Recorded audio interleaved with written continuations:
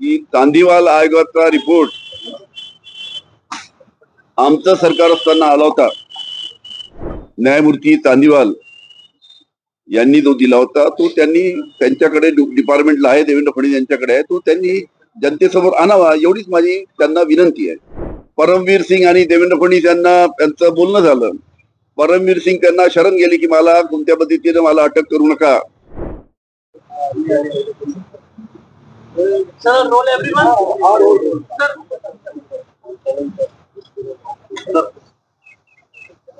काल चांदीवाल आयोगाबद्दल बोलताना देवेंद्र फडणवीस असे बोलले की चांदीवाल आयोगाचा रिपोर्ट आमचं सरकार असताना आला होता. ही खरी गोष्ट आहे. आमचं सरकार असताना चांदीवाल आयोगाचा रिपोर्ट आला होता, पण काही दिवसातच आमचं सरकार पडलं. त्याच्यामुळे तो रिपोर्ट आमचं सरकार जाहीर करू शकलं नाही. आता त्यावेळेस आमचं सरकार का पडलं?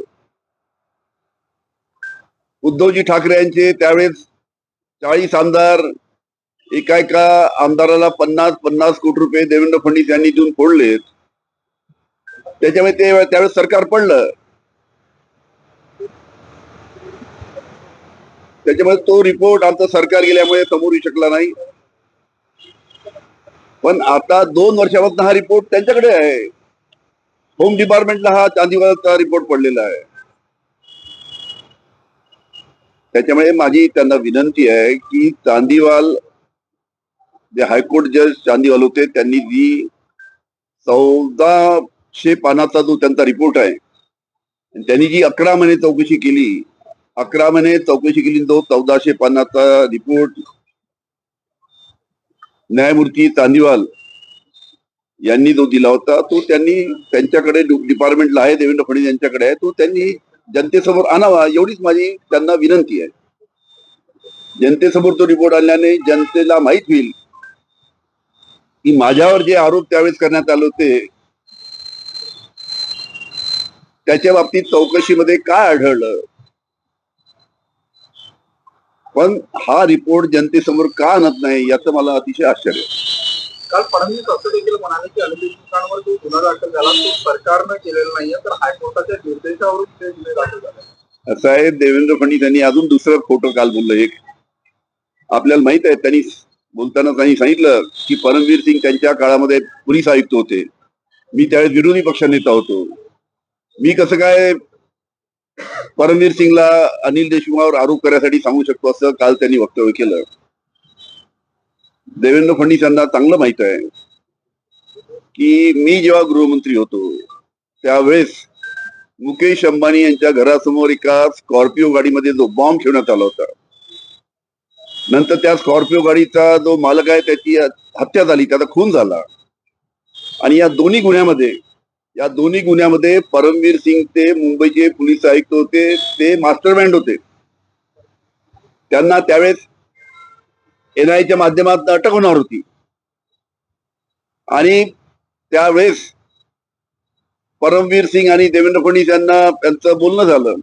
परमवीर सिंग त्यांना शरण गेले की मला कोणत्या पद्धतीने मला अटक करू नका, मला अटक झाली नाही पाहिजे. आणि परमवीर सिंग त्यांना शरण गेले आणि देवेंद्र फडणवीसनी मग आमचं सरकार पडण्यासाठी त्यांना सांगितलं की ठीक आहे, आम्ही तुम्हाला मदत करू आणि मग तुम्ही पहिले अनिल देशमुखावर आरोप लावा. अशा पद्धतीने त्या परमवीर सिंग आणि देवेंद्र फडणवीसचं डील झालं होतं आणि म्हणून परमवीर सिंगनी माझ्यावर आरोप लावले. तुम्ही आरोप करताय, गंभीर आरोप करताय की डील झाली होती फडणवीस आणि परमवीर सिंग मध्ये, त्याच्यामध्ये बॉम्ब ठेवल्यानंतर काल तुमच्या नावाची नागपूरमध्ये होर्डिंग लावण्यात आली आहे आणि त्यानंतर भाजप कार्यकर्त्यांवर जे आहे गुन्हे दाखल करण्यात आलेले आहे, कसं बघतात? कसं आहे, जे काही काल होर्डिंग लावण्यात आले होते त्याच्याबद्दल मी ट्विट केलं कालच आणि त्या ट्विटमध्ये लिहिलं की धन्यवाद देवेंद्र फडणवीसजी, तुमच्या आशीर्वादाने हे संपूर्ण होर्डिंग लागले नागपूरला.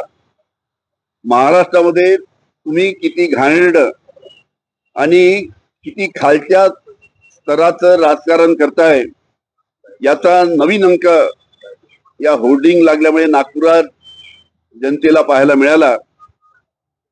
अशा पद्धतीत काल मी ट्विट केलं होतं आणि देवेंद्र फडणवीस यांच्याच आशीर्वादाने हे होर्डिंग लागले होते. त्याच्यावर पोलिसांनी कारवाई केली आणि ते होर्डिंग काढलेत आणि ज्याला कोणी देवेंद्र फडणवीस यांनी लावायला सांगितले त्याच्यावर कारवाई करते.